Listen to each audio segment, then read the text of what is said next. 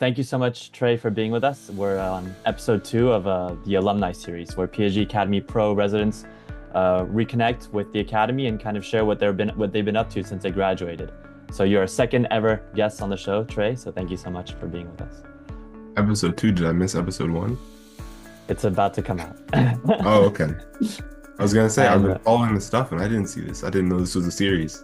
it'll come. Yeah, it will be. Awesome to be on here. Yeah, thank you. So to the family, to the family, and to the current PSG Academy community, do you want to introduce yourself quickly, or however long you would like to take? Sure. I'm Trey Mitchell. I was at PSG Academy 4 or 5 years ago, and I spent 3 seasons there. And then I played 1 year in Greece academies during my gap year, and now I'm playing Division I soccer in the US. Yeah. So let's start quickly about your time at the academy. So you spent 3 seasons and you graduated as a senior at the academy. What made you commit so deeply to being a football player in Europe, especially coming from the United States, as you clearly are an American, but you made that choice to not only just spend a season, you spent 3 at the academy. I mean, at first I didn't go into it planning to spend 3 seasons there.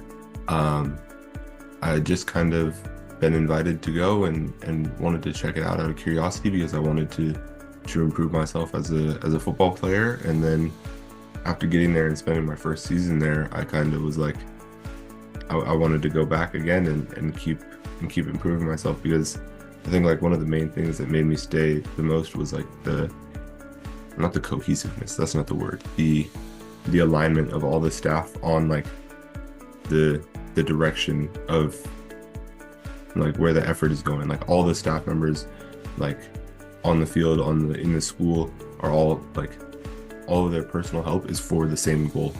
Like they're all on the same page and they want to help you improve like to the best you can be in a very specific way, you know?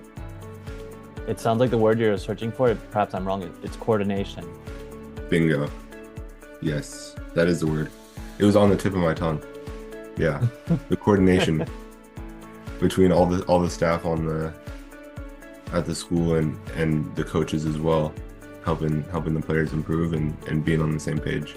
I think that was something that really made me feel like this is a place that I can be at and really be able to grow, you know? I think so, and I saw your growth. We had overlapping years at the academy. Mm-hmm. You had some pretty big moments. So especially one that comes to mind, and brought it up with Hugo as well, is that the PSG Academy Pro match in Paris against PSG, where you scored, I think, 3 times against PSG over the 2 encounters. Did those matches specifically, and those high-level matches, change the way you saw yourself as a forward? To a degree, yes.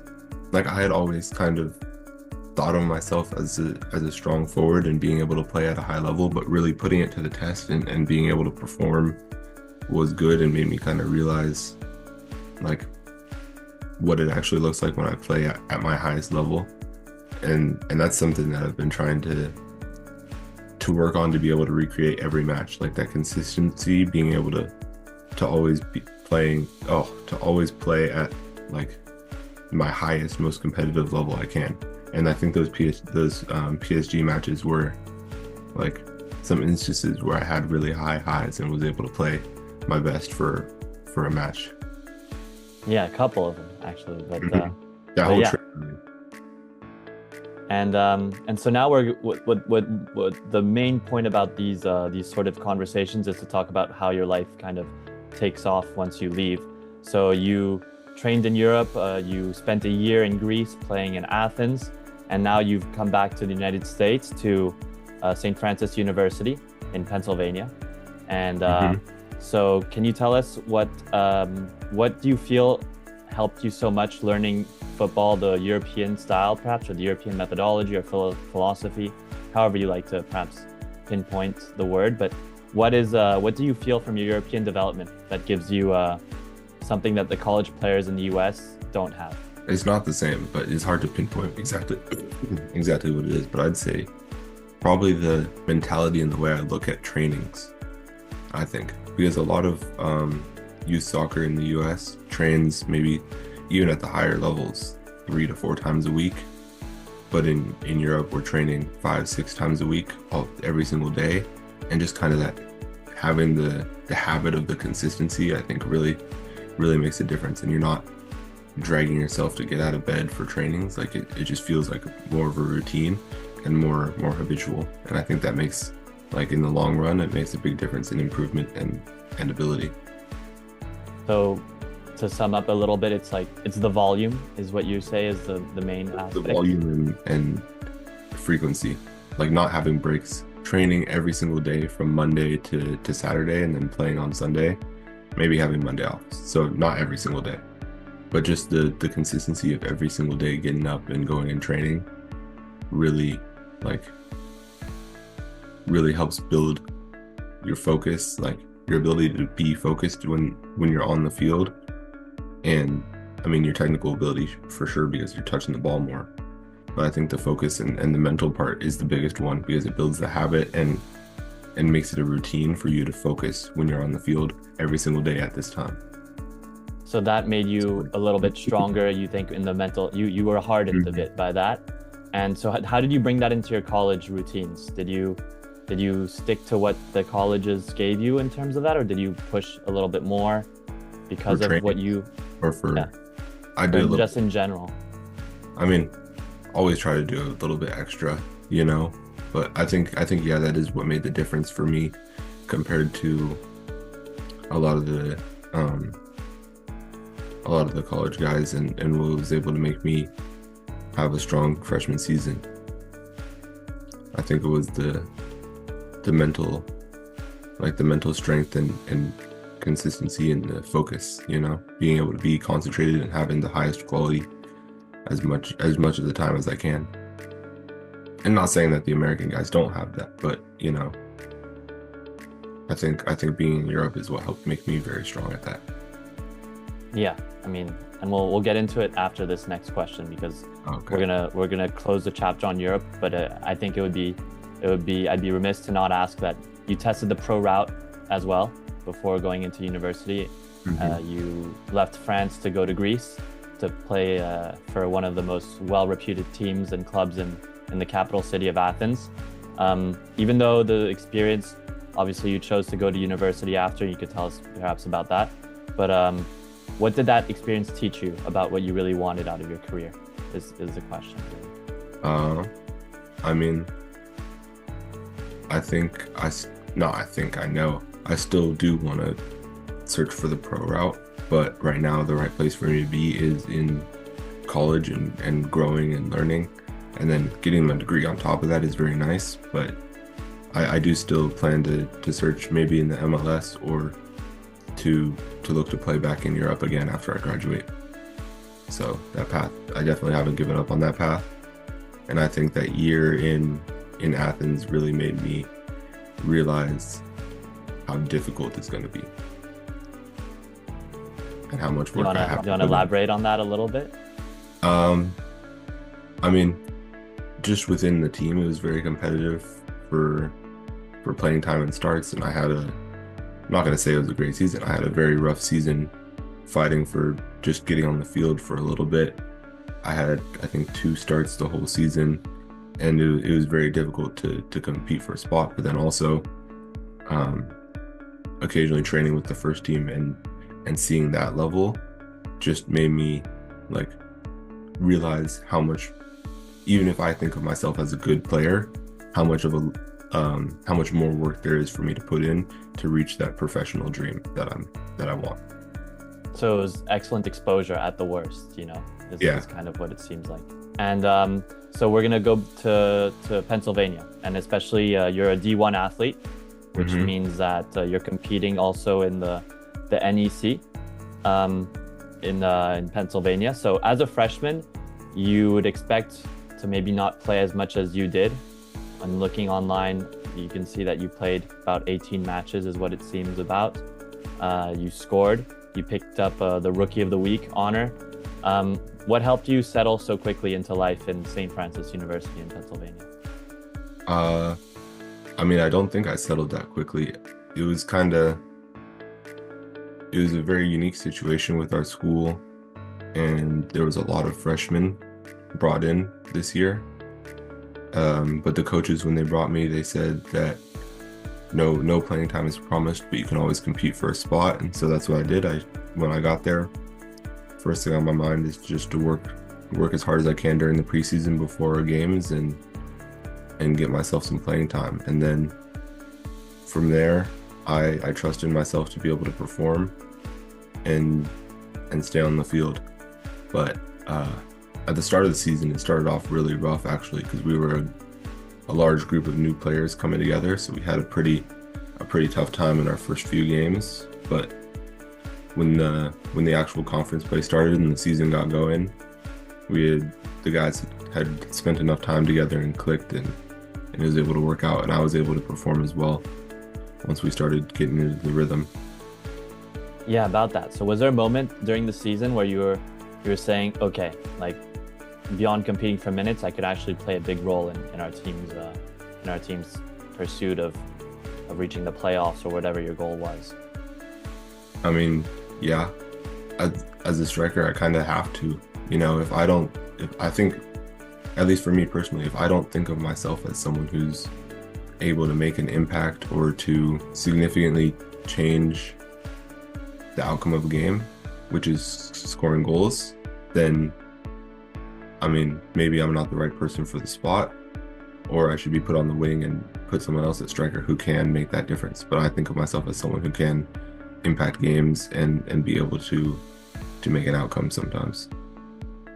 Yeah, so big moment as a freshman, your header against, was it Mercyhurst? Mm-hmm. Or your header against PSG in Paris? Which one ranks higher in your book of like accomplishment? All right. That's a tough question. Higher in my book of accomplishment. I'd say probably my header against Mercyhurst, but I think the game winner against PSG is above that. So the 1-0. Yeah, I like 1-0s though. Those are like scoring a 1-0 game winner is kind of like my favorite thing. Well, this goal against Mercyhurst was an opener. I don't know how it ended, but I saw the clip of it and I saw the opener. Was it 1-0 as well? Yeah. Oh wow. Oh, there you go. That was we were sitting at 0-0 for much too long with that team. And then we finally got one. Yeah, and that's a lot of that was you really on display in terms of good positioning and athleticism. But we're gonna now pivot a little bit to academics, because even during your time at PSG Academy Pro, I remember you took academics fairly seriously, very seriously to say the least. How has that mindset helped you with the demands of balancing NCAA football and also the academic rigor and also expectations that you have as a D1 athlete, student athlete? I mean, it's helped me a lot, like being in school, and I think the hardest thing about being a student athlete in college is the travel. When you leave for 2 or 3 days for a game that's 8 hours away by bus, you're missing those 3 days of school, and you have to communicate with your professors to extend timelines, to shuffle assignments around, or to give you extra time. But also you have to do some work on the bus. You're going to be missing lectures, and it kind of feels, sometimes during the schedule you have a lot of travel games back to back, and it starts to feel like it's kind of building up. But just being able to stay on top of that and manage the academics, I think has been, pretty difficult, but I've been able to do it.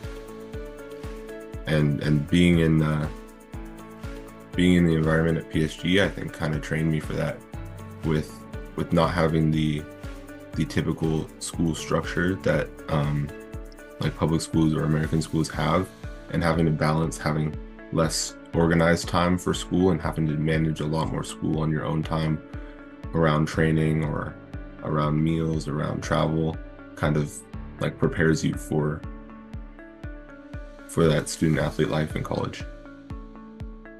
Yeah, that answers the next question. That was my follow-up was the structure at the academy there to prepare you for college? But yeah, because it's very similar in structure actually. Because right now in college the classes are a lot shorter, and so you spend a lot less time actually in the classroom, and you're expected to be responsible for your work outside of the classroom much more.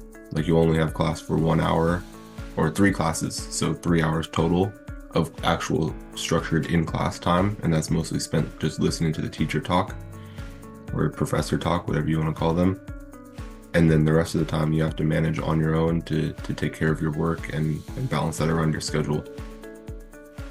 So very interesting, because I do remember you. I mean, you're a big computer guy as well. You do a lot of work on your own, and that was kind of one of your strengths as well as a student athlete at the academy. mm-hmm. So now we're near the end of this interview. So thanks so much, Trey.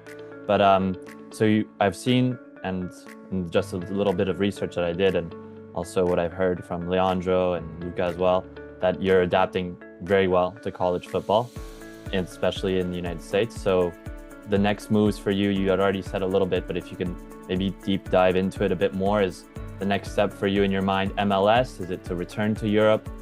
What do you really imagine, and also what are your ambitions really at this stage of your career where you've already, done a pretty good season? I mean, my current goals are getting through 4 years of college and getting a degree and graduating, and then and working on myself and becoming the best footballer that I can in these 4 years. But after that, it's going to be trying to find a way to make football my living.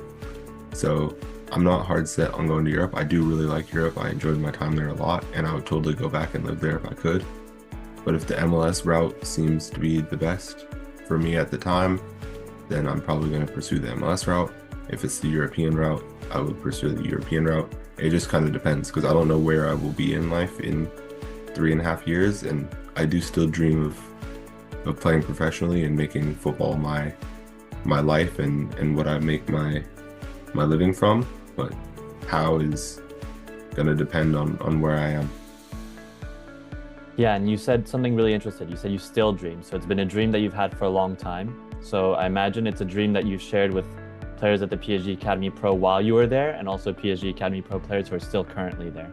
So if you could have send a message or say something to the PSG Academy Pro players who are either pursuing going back to the United States or going to the United States to play college or go pro, what kind of messages would you be able to share with them?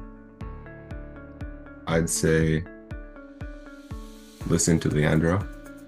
He sounds pretty crazy sometimes, but what he says really is like valuable and does make a difference. And I still hear him in the back of my head sometimes. Keep working your hardest in trainings, even if like the season isn't going well, or even if you aren't getting very much time on the field, because coaches recognize working hard, and being able to have coaches that recognize you as a hard worker and are willing to offer you opportunity is incredibly valuable, and stay connected with them no matter where you go. Like I got on the phone with Leandro not too long ago. I'm talking to you now, and then I've spoken to a couple of the other coaches who were at PSG Academy at the time. Yeah, and it kind of ties up really well with how we started this discussion, is how you said be pretty hardened, be consistent, and always kind of keep that high level. Mm-hmm. And so now that the season is over for SFU, or is there another match now you're going into the off season, right? Yeah, off season started about a week and a half ago, but now we're on holiday because it's Thanksgiving was yesterday, and so we're on break for the week from school and football. So I guess this is my last question. So, but how does a football player stay active, stay sharp during the off season in the U.S.? It's always an interesting question. I mean, that's going to be different for everyone. For me personally, it's going out, kicking a ball for whenever I feel like it, which is a lot, and then getting like interval sprints and running in as well. But I think it's also important to take a break sometimes. So usually when the season ends, I take like the first week or two just to like really step back and let my body rest and relax, and then I'll start my activity after that. Okay, So, and then we'll see you back on the pitch next fall. yeah, I think there's games in the spring too, but those are not like official season. But yeah, next fall I'm back at it. Great. Well, thank you so much, Trey. I think that's all the questions that I had. If you have a final closing message you want to send to the PSG Academy Pro community or family, here's your time. Just thank you for wanting to interview me, and thank you for taking the time to chat. This was For really sure. fun. And we wish you the best of luck. We'll keep in touch with how you progress as a Red Flash player over the next few seasons, and then we'll see how you go through. Maybe we'll do a chat again. We'll have a chat again, maybe next season or something too. Yeah, maybe. All right. Thank you. All right. Thank you so much.